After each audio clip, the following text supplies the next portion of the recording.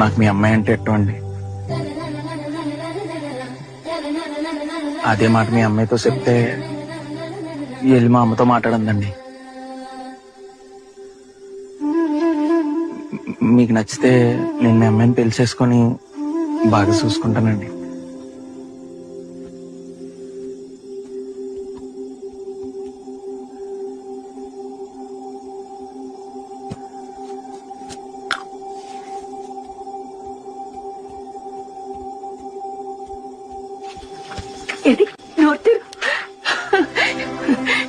ఎంత మంచి మాట చెప్పావురా, నాకు చాలా సంతోషంగా ఉందిరా.